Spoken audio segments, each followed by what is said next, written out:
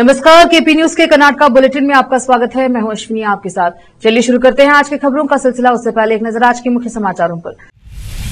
बीदर शहर के जामा मस्जिद समिति के मतदान 96.29%, कुल 909 लोगों के अपने मतदान का उपयोग किया। हुमनाबाद के विधायक डॉक्टर सिद्धू पाटिल ने श्री वीरभद्रेश्वर मंदिर में भारतीय सैनिकों के लिए विशेष पूजा की। पाकिस्तान के साथ बढ़ते तनाव के बीच कर्नाटका के मुख्यमंत्री ने बुलाई विशेष बैठक। ऑपरेशन सिंदूर कर्नाटका सरकार ने ऑनलाइन फर्जी भड़काऊ सामग्री पर कसी नकेल। तनावपूर्ण स्थिति में सद्भावना सुनिश्चित करना प्राथमिकता थी, कर्नाटका विधानसभा अध्यक्ष खादर।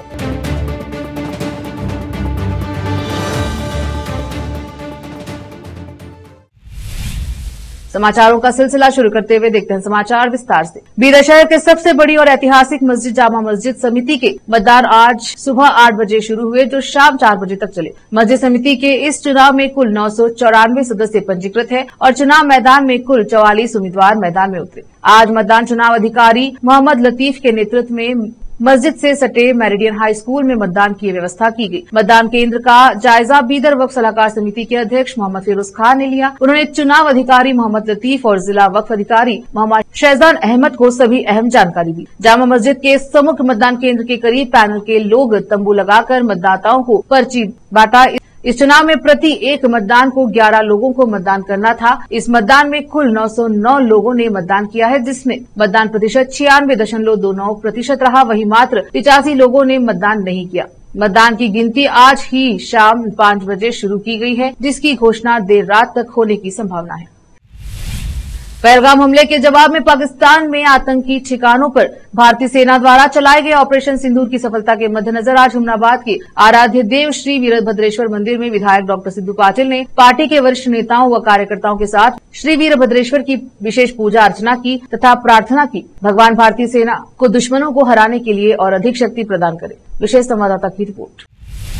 इस बढ़ती महंगाई और होटल के महंगे खाने को जो लोग बर्दाश्त नहीं कर सकते, उनके लिए बीदर शहर में उदगीर खिचड़ी उपलब्ध है। यह खिचड़ी आम और गरीब लोगों के साथ सभी की पसंदीदा बनती जा रही है। बीदर शहर के नगर सभा कार्यालय से लगकर रेलवे स्टेशन रोड एवं मोहन मार्केट के सम्मुख हर दिन सुबह सुबह एक ठेले पर उदगीर खिचड़ी बेची जाती है। आज के केपी न्यूज के विशेष संवाददाता ने इस संबंध में क्षेत्र का दौरा किया और लोगों के पसंदीदा एवं सस्ते नाश्ता उदगीर खिचड़ी के बारे में जानकारी ली। संवाददाता के अनुसार यह उदगीर खिचड़ी मात्र 15 रुपए प्लेट में है, जो एक व्यक्ति के लिए भरपेट नाश्ता है। यह ठेला सुबह लगता है और लगभग 9 बजे तक इस क्षेत्र में उदगीर खिचड़ी का नाश्ता परोसा जाता है। इस क्षेत्र में रेलवे स्टेशन और बस स्टैंड होने से यह तालुका और ग्राम से सुबह सुबह निकलने वाले विद्यार्थियों और अन्य कारोबारी लोगों का खास हुजूम खिचड़ी के लिए लगा रहता है। इस औसतन कीमत की खिचड़ी से एक आदमी का पेट भर जाता है और जेब पर भी अधिक भार नहीं पड़ता। विशेष संवाददाता की रिपोर्ट। रोकते हैं समाचारों का सिलसिला, लेते हैं छोटा सा ब्रेक।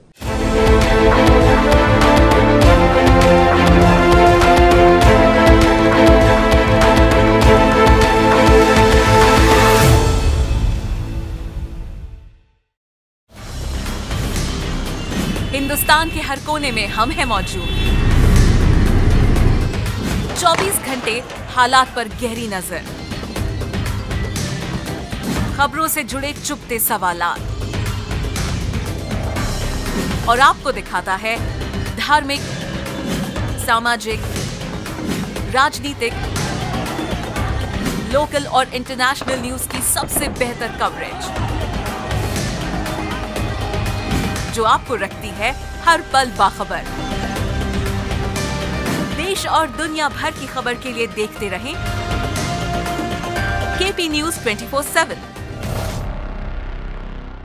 नूर एजुकेशन ट्रस्ट बीदर की ओर से चलाए जाने वाला Noor MEd and BEd college Bidar, recognized by NCTE Delhi and affiliated to Bidar University, Bidar. Admission are open for the academic year 2023-24. विशेषज्ञ और सक्षम शिक्षकों द्वारा शिक्षा प्राप्त करने के लिए नूर एमएड एंड बीएड कॉलेज में दाखिला लें और शांत वातावरण में शिक्षा प्राप्त करें।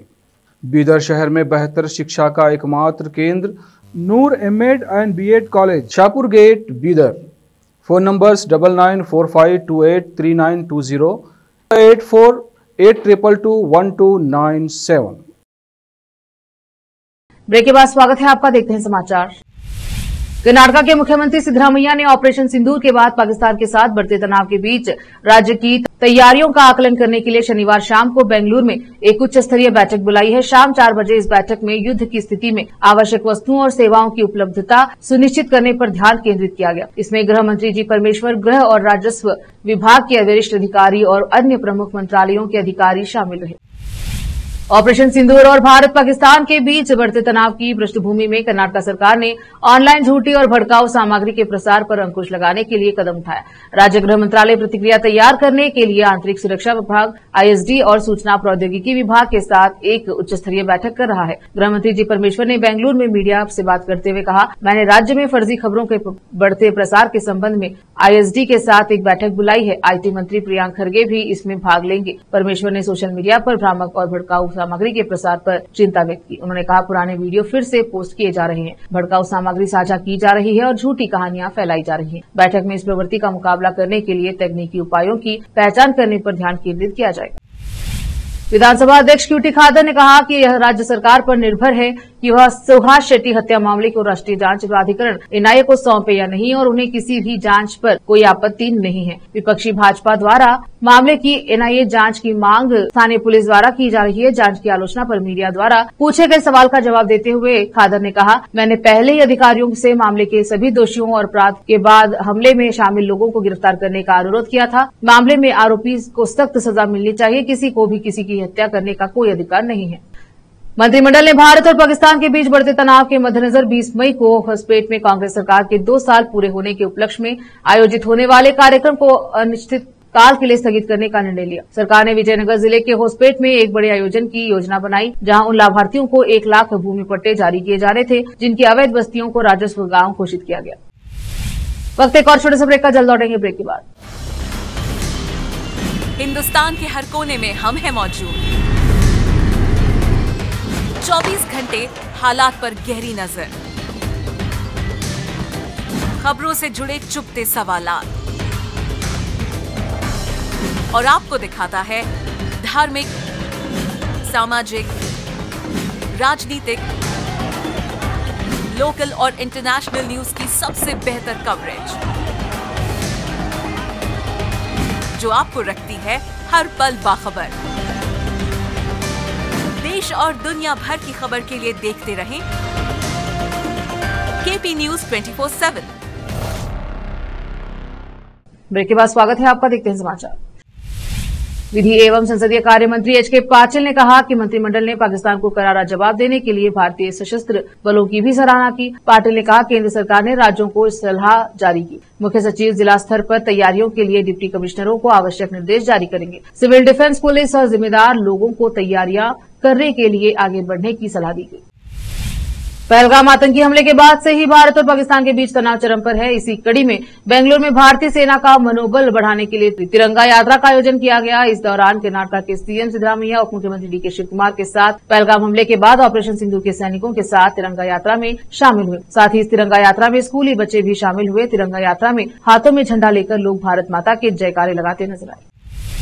कर्नाटक के उप मुख्यमंत्री डीके शिव कुमार ने कहा कि ऑपरेशन सिंदूर के बाद बढ़ी सुरक्षा चिंताओं के कारण पर्यटकों को राज्य के बांधों और जलाशयों में जाने से रोक दिया जाएगा। उन्होंने स्पष्ट किया कि केवल तकनीकी विशेषज्ञों और इंजीनियरों को ही प्रवेश की अनुमति होगी। शिव कुमार ने यहां संवाददाताओं से कहा, हमने सभी बांध अधिकारियों के साथ पुलिस और सुरक्षा कर्मियों को स्पष्ट निर्देश जारी किए हैं कि वे पर्यटकों को जलाशयों के पास न जाने दें। केवल हमारे तकनीकी विशेषज्ञों और इंजीनियरों को ही अनुमति दी गई है। उन्होंने बांध कर्मचारियों और जनता से सहयोग करने की अपील की। मौजूदा स्थिति के मद्देनजर अत्यधिक सावधानी बरतने की आवश्यकता पर बल दिया। बेंगलुरु के प्रभारी मंत्री के रूप में शिव कुमार ने कहा, कर्नाटक की राजधानी की सुरक्षा सुनिश्चित करने के लिए सभी आवश्यक कदम उठाए गए हैं।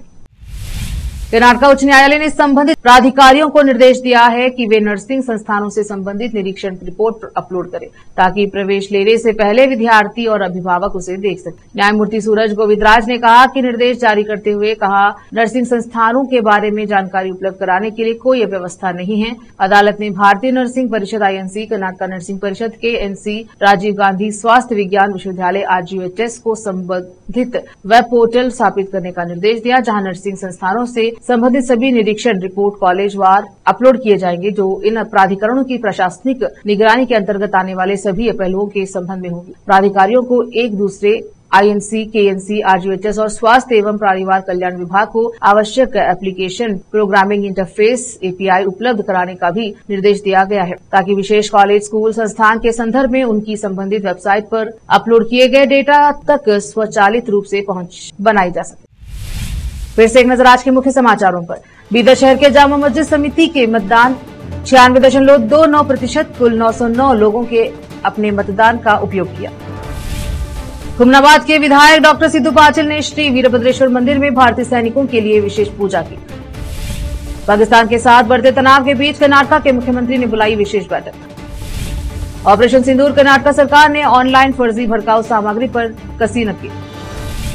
तनावपूर्ण स्थिति में सद्भावना सुनिश्चित करना प्राथमिकता थी, कर्नाटक विधानसभा अध्यक्ष खादर।